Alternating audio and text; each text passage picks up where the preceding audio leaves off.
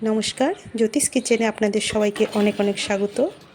চলে এসেছি বন্ধুরা আর একটি নতুন ভিডিও নিয়ে আপনাদেরই জন্যে। আশা করি ভিডিওটি ভালো লাগবে আপনাদের। পুরো ভিডিওটি দেখার অনুরোধ রইল, সঙ্গে থাকুন। তো বন্ধুরা, এতক্ষণ তো আপনারা বুঝেই গেছেন আমি কি রান্না করতে চলেছি। হ্যাঁ বন্ধুরা, ঠিকই বুঝেছেন, এটা হচ্ছে মাটন। মাটনটা আমি ম্যারিনেট করে রেখে দিলাম 2 ঘন্টার জন্যে। মাটনটা ম্যারিনেট করেছি আমি হলুদ, নুন, লঙ্কার গুঁড়ো, পেঁয়াজ, আদা রসুন বাটা, ধনে জিরে গুঁড়ো, এই সব কিছু দিয়ে ম্যারিনেট করে 2 ঘন্টার জন্য আমি ফ্রিজে রেখে দিয়েছিলাম। আর এদিকে হাঁড়িটা আমি গরম করে নিলাম। বন্ধুরা, আজ আমি হাঁড়ি মাটন রান্না করব, মাটির হাঁড়িতে মাটনটা রান্না করব। তো হাঁড়িটা গরম হয়ে গেছে, ওর ভিতরে আমি সরষের তেল দিলাম,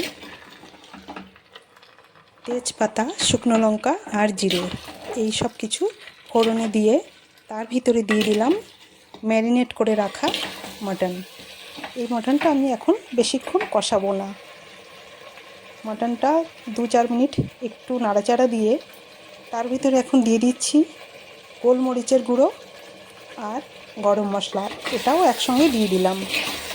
আর ফোড়নের সময় হিংটা দিতে ভুলে গিয়েছিলাম, সেটাও আমি পরেই দিয়ে দিলাম। দিয়ে কিছুক্ষণ নাড়াচাড়া করে এর ভিতরে আমি জল দিয়ে দেব, কেন কি এটা বেশি কষাতে হবে না এই হাঁড়ি মাটন রান্না করলে। এবার আমি এর ভিতরে জলটা দিয়ে দিচ্ছি।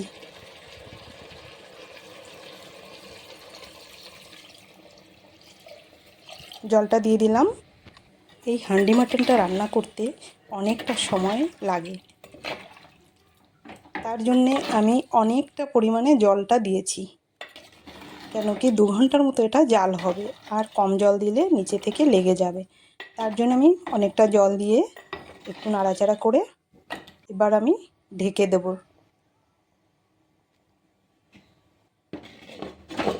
এবার আমি ঢাকনাটা দিয়ে দিলাম, আর সাইড থেকে আমি আটা মেখে এইভাবে দিয়ে দিলাম।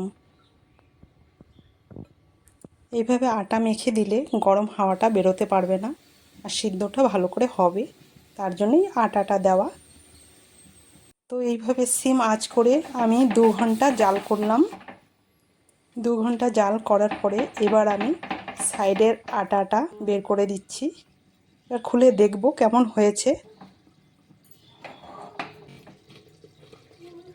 এই যে দেখুন বন্ধুরা, মাটন রান্না আমার হয়ে গেছে। হাঁড়ি মাটন মাটির হাঁড়িতে করার জন্যে হয়তো কালারটা পুরোপুরি লাল হয়নি। আর আমি মাটনের ভিতরে আলুগুলো গোটাই দিয়েছি, কেন কি 2 ঘন্টা জাল হবে, পিস করে দিলে ওটা গলে যাবে, তার জন্য আমি গোটাই দিয়েছিলাম। দেখুন বন্ধুরা, আমার হাঁড়ি মাটন রেডি। পুরো ভিডিওটি দেখার জন্যে ধন্যবাদ। ভালো লাগলে লাইক করবেন।